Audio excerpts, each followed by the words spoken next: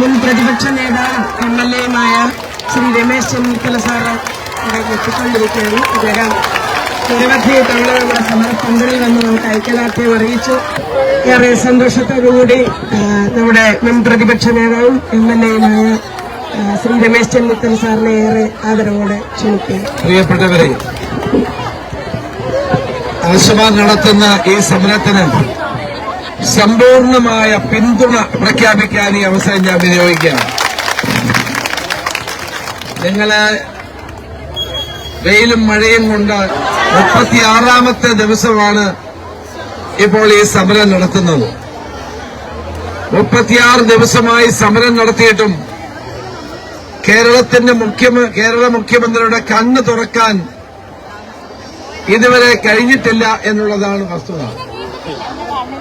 നിങ്ങൾ നടത്തുന്ന സമരം വളരെ ന്യായമാണ് എന്നെല്ലാവർക്കും അറിയാം. ആ ന്യായമായ സമരത്തോട്, സമരം ചെയ്യുന്നവരോട് ഒരു ചർച്ച ചെയ്യാൻ പോലും എന്തുകൊണ്ടാണ് ജനാധിപത്യ സംവിധാനത്തിൽ സർക്കാർ തയ്യാറാകാത്തത് എന്നാണ് എനിക്ക് ചോദിക്കാനുള്ളത്.